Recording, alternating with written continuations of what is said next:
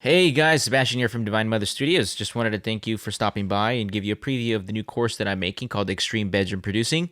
This one is going to covering how I mix the snare in the song that we'll be mixing for my old band Indra from our To Suffer EP. So stick around, watch to the end. If you have any questions, leave a comment below. Thanks, guys. All right, let's go ahead and take care of snare now. Snare is processed extremely similar to kick. Not exact, but extremely similar. So I'm going to go ahead and check this out.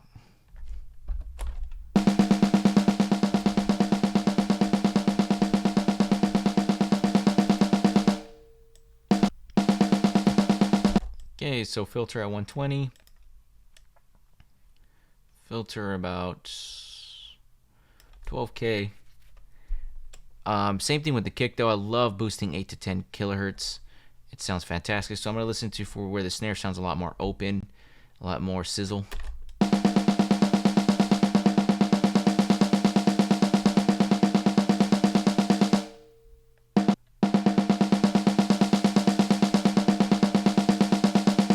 Sounds good to me there. Now, the one key differentiating feature with snare is actually that you would check the 500 to 250 area, but it's actually a lot of the times you're just going to be looking around 800 to 500.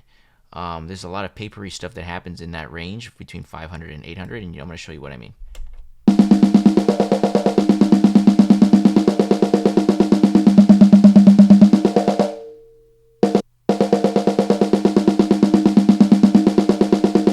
think 800 sounds fine, actually.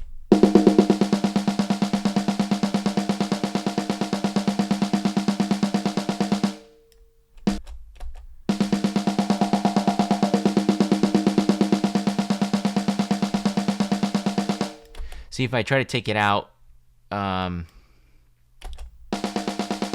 that other area, like the 500 area, it just sounds weak. So I noticed that I tend to go a little bit higher around the 800 area. It still gets you that scoopy metal tone, that metal snare sound, but without like the loss of power in the low end. So there's no low end. Low end is back.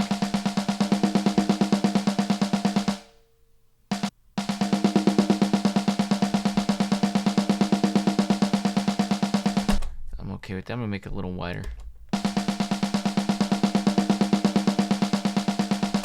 So 6 dB around, what is this? 825. That's good. Snare loves to get boosted around 200, so I'm gonna do that. And then kind of similar to the kick drum, but this time it's actually a little lower, between 2.5K to 3K. I'm gonna shorten this a little bit.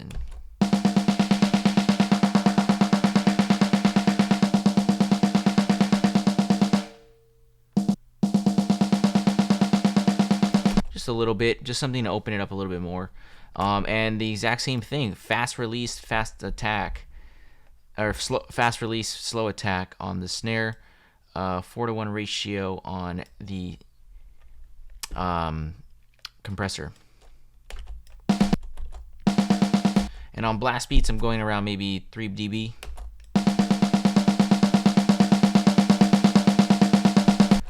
All right, so let's see. Let's check out this other section. Let's check this section.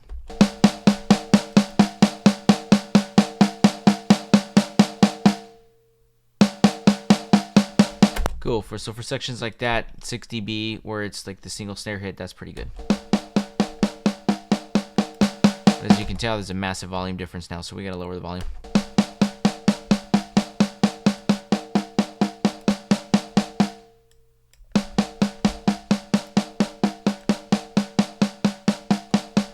Much better. Much better. So I am still hearing some problems though. I'm hearing like some ringing or something going on here. Just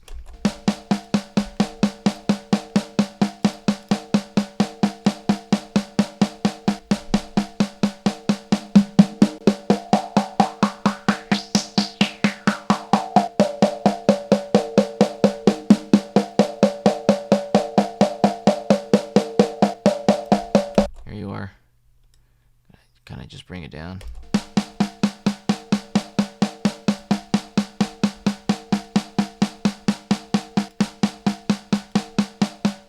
Actually, it seems to be somewhere else. Let's see.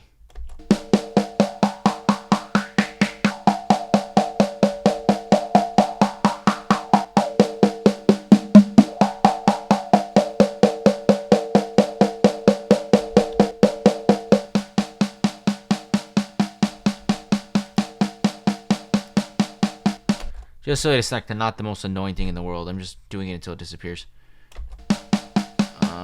See what else. A little bit.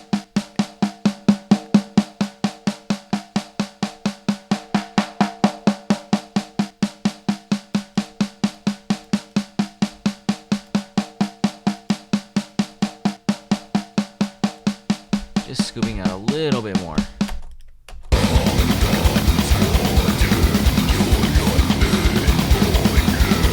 Sweet, man, sweet. And with this, I actually like to just kind of copy it over. And just kind of make micro adjustments. Let me see.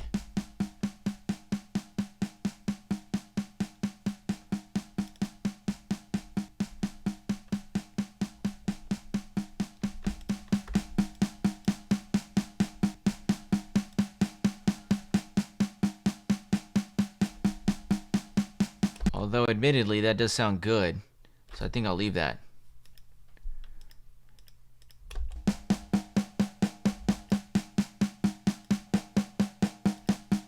Yeah.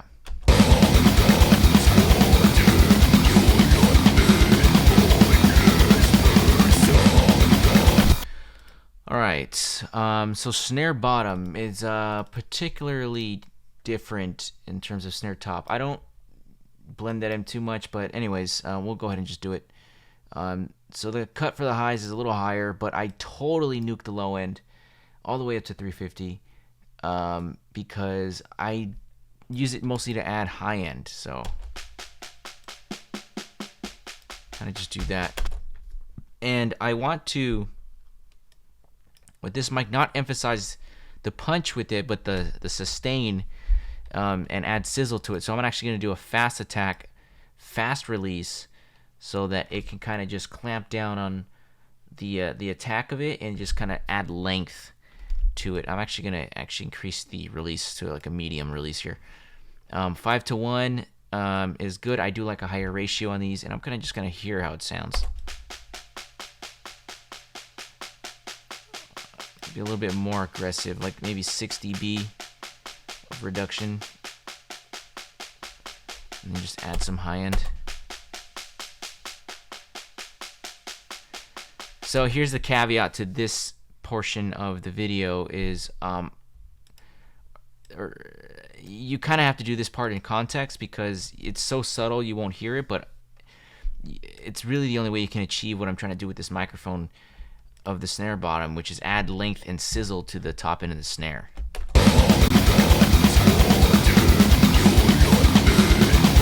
Like if I crank it, even like that sounds pretty good.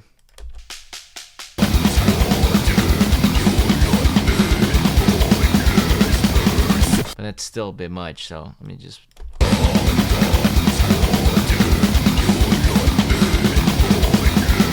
Yeah, that sounds good. I'm gonna go back to my kick real quick and add a little bit more high end.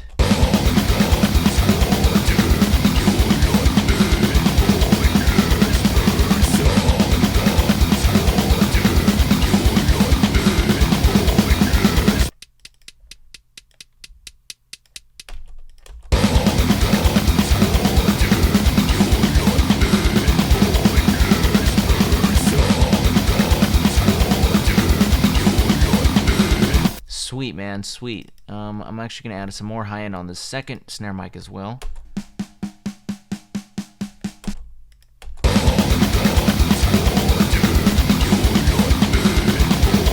And you know, mixing's a balancing act, guys. You wanna, you know, fine tune as you go. As you're adding elements in, you're gonna find that you have to go back and kind of readjust some things. That's kind of how it is, you know. So you kind of think that you got it there, but then when you add another element in, it just changes the dynamics of the track. So things like that do happen. You just gotta kind of play that game.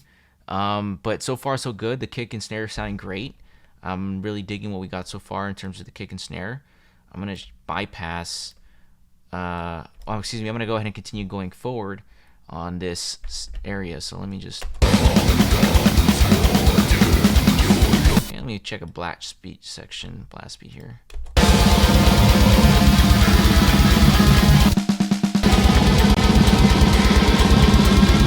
Yeah, okay, so I am going to add a sample to this. It's not totally necessary, but on the blast beats, I do feel that it is.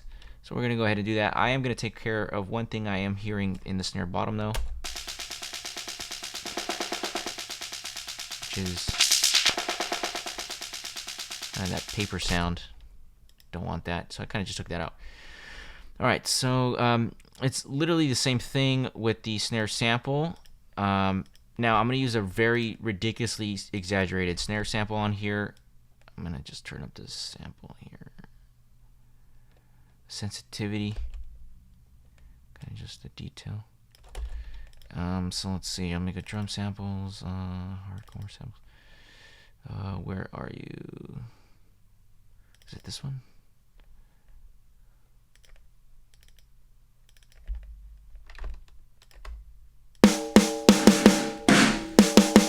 Is it this one or is it this one?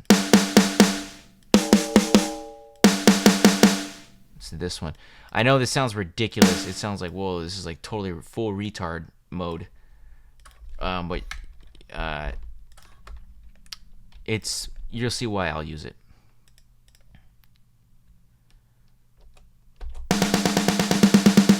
Okay, so always check the phase. As soon as I turn it on, you see the low end come back. So let me just lower it and blend it in.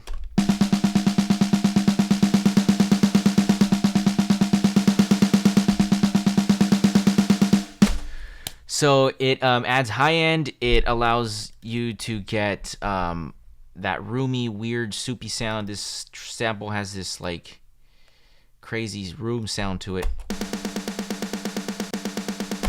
And it's like a total machine gun sound. But I'm blending it in so that it's not the number one thing you hear, but it just basically reinforcing the areas that I want it to reinforce. I am going to maybe boost a little bit of high end here too.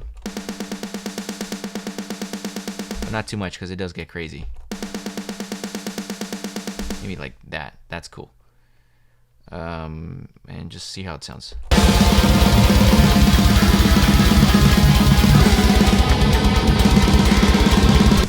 Yeah, it might be a bit much. Let me see how it sounds if I mute it.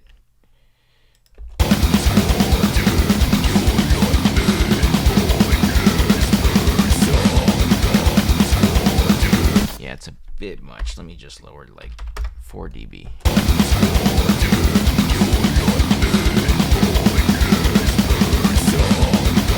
It works for me.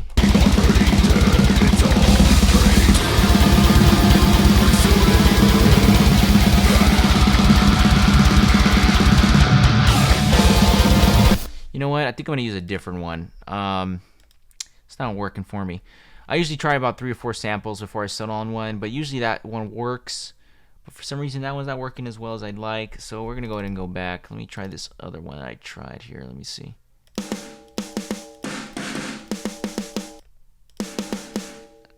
Let's try this one.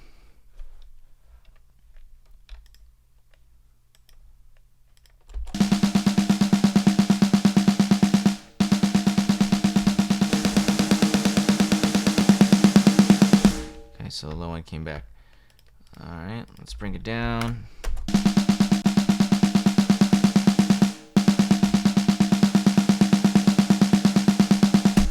Okay, I think this should be okay.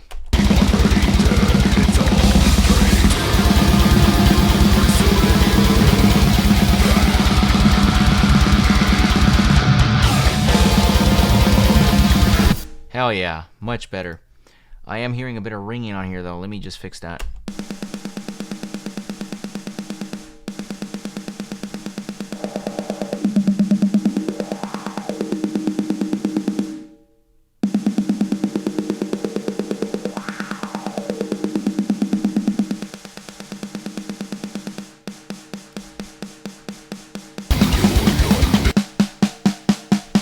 So yeah, there's a bit of buildup. Let me just fix that.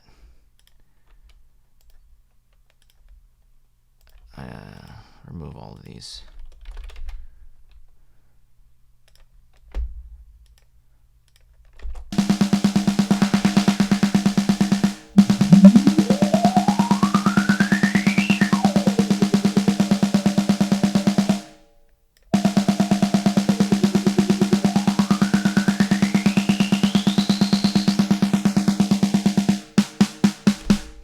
Having trouble finding it, but I definitely hear it. Oh, there it is.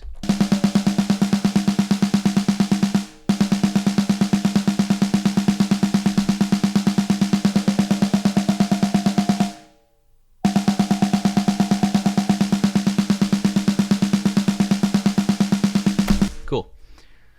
Just wanted to get rid of that.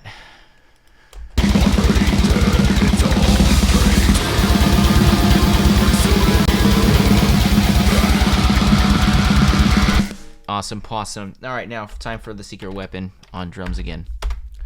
Blammo. Clipper.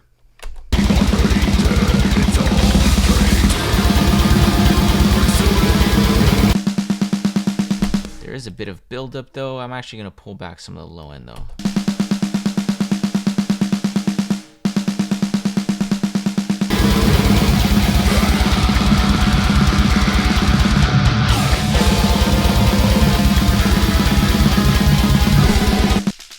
Snare bottom's a bit much too. I don't know if you guys can pay attention to that, but pay attention to the snare bottom.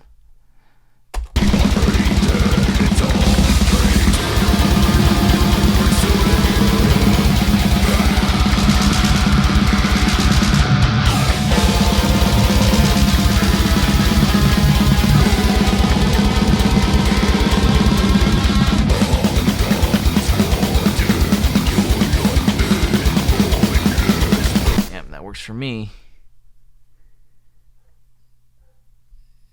definitely need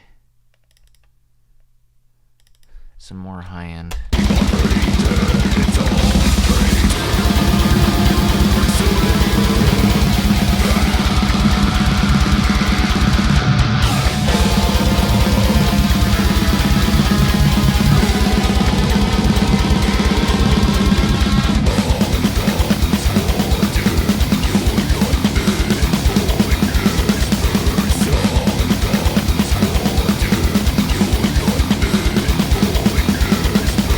Sweet, man.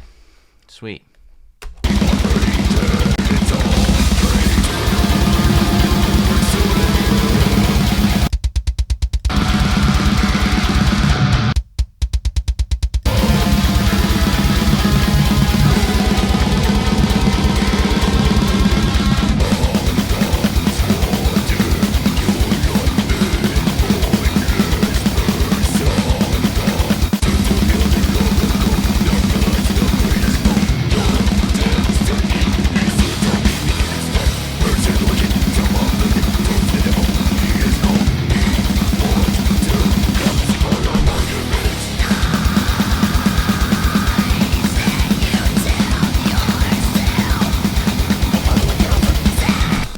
Oh man, we're getting there. All right, so let's add the reverbs of choice. Oh.